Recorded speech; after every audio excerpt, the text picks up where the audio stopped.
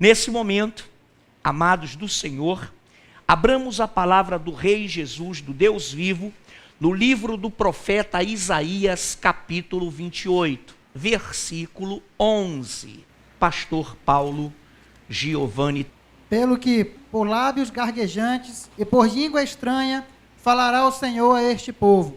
Pelo que por lábios gaguejantes e por língua estranha falará o Senhor a este povo. Popular está a língua estrangeira ou língua de outro povo, enfim. Mas nessa noite nós vamos caminhando e abramos para já fazermos uma conexão a Marcos capítulo 16, de 14 a 18. Eu leio e você medita junto comigo. Finalmente, apareceu Jesus aos 11, quando estavam à mesa, e censurou-lhes a incredulidade e dureza de coração, porque não deram crédito aos que o tinham visto já ressuscitado. E disse-lhes: ide por todo o mundo e pregai o evangelho a toda criatura. Quem crer e for batizado será salvo. Quem, porém, não crer será condenado. Estes sinais hão de acompanhar aqueles que creem. Em meu nome expelirão demônios, falarão novas línguas, pegarão em serpentes, e se alguma coisa mortífera beberem, não lhes fará mal. Se impuserem as mãos sobre os enfermos, eles ficarão curados. Muito bem, amados, então nessa noite, para que tenhamos uma ideia, as línguas, as novas línguas e também as línguas estranhas são sinais que seguiriam a todos quantos fossem adquirir autoridade para propagar, para pregar o evangelho a todo mundo e a toda criatura. Nesse momento, não confundir, igreja, que falar novas línguas seria um sinal, ou todos esses sinais seriam obrigatoriamente sinais de quem será salvo. Não.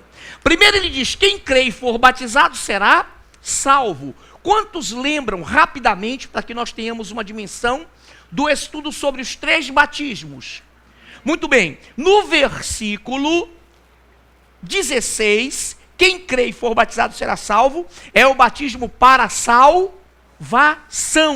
É aquele batismo invisível, é aquele batismo que Romanos 6,3 diz que quando você nasce em Cristo, você espiritualmente morre com Ele na cruz e nasce para tornar-se uma nova criatura. Você então se arrepende e mergulha no arrependimento, mergulha espiritualmente no sangue de Cristo e torna-se salvo. Então o batismo de salvação é invisível. O ladrão da cruz: Senhor, lembra-te de mim quando vieres no teu reino, hoje mesmo tu estarás comigo no paraíso. Ele se arrependeu, portanto foi batizado invisivelmente, espiritualmente, e foi salvo. Segundo batismo, nas águas. Se desse tempo, eu sempre falo isso, de o ladrão continuar vivo, ele, ao descer da cruz, procuraria uma igreja e se tornaria membro dela. E então iria descer as águas, simbolicamente para mostrar ao mergulhar que ele havia morrido para o mundo, e ao sair molhado que ele era uma nova criatura. Quando João Batista viu Jesus vindo até ele, disse: para lá, eu é que tenho que ser batizado por ti, como é que tu vens a mim? Aí Jesus: para lá, alto lá, você não vai compreender agora, mas tem que se cumprir toda a justiça. Então Jesus foi, desceu as águas, e todos nós sabíamos que ele não tinha pecado, e sabemos.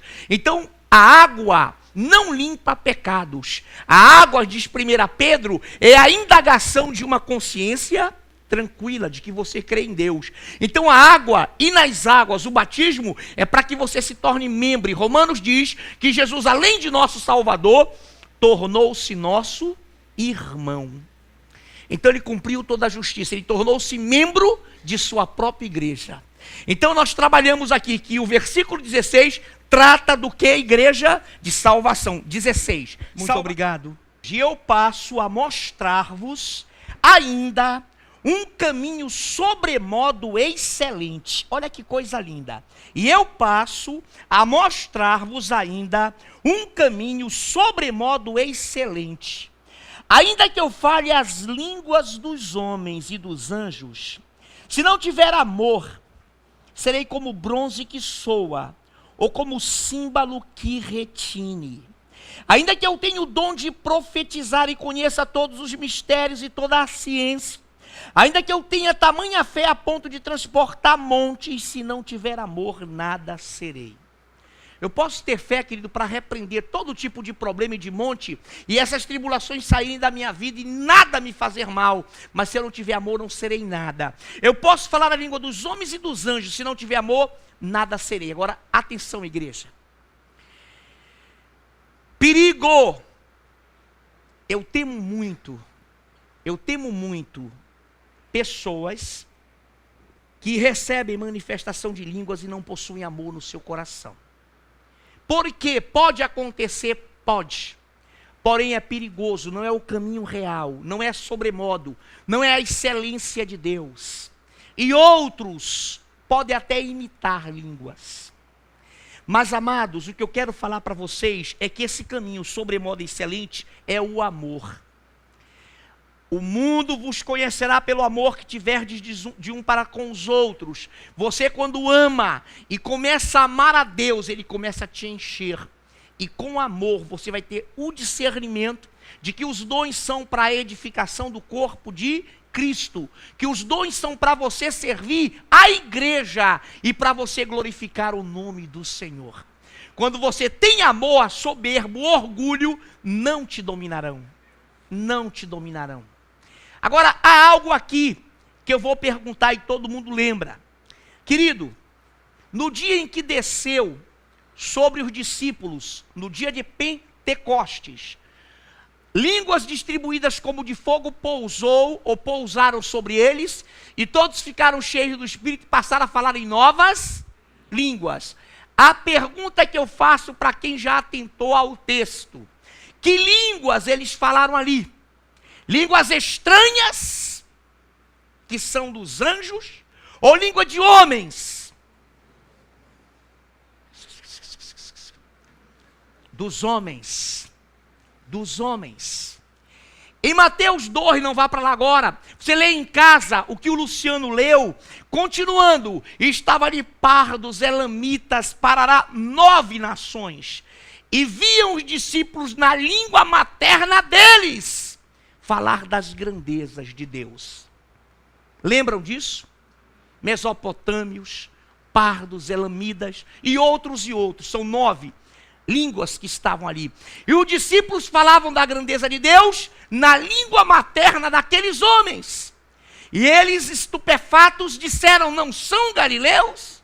Não são iletrados? Como é que eles falam de Deus na nossa língua? Então diz o 13: ainda que eu fale a língua dos homens e dos anjos estranhas. Então aqui na igreja tem muita pessoa que fala no grego, no aramaico, no hebraico, um pouquinho, pequenininho de inglês.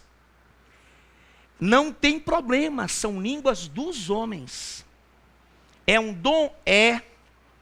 Eu disse para vocês uma vez, vocês vão de lembrar, que num retiro, muito tempo atrás, na Arpanda Pentecostal, havia uma comitiva norte-americana, um pastor, os seus assistentes, e o filho de um líder norte-americano lá, e como começou o fogo do poder de Deus ali se derramar, um garotinho de 8 anos, aproximadamente, falou em línguas. E um daqueles americanos, um deles se prostrou e começou a chorar. E levantou a mão, e o pastor que estava ministrando disse ao pastor daquele americano que se prostrou. Aí o pastor deu um sinal e foi lá com ele. Aquele rapaz americano levantou-se e disse chorando: Deus falou comigo através da vida dessa criança. Essa criança morava na Colônia Oliveira Machado, nunca fez inglês na vida dela, nunca estudou inglês. filha, criança de um casal pobre, porém adorador. E aquela criança disse para ele: por que tu estás aqui? Eu não pedi. O calor tão glorioso invade toda a igreja. Autoridade, 500 graus de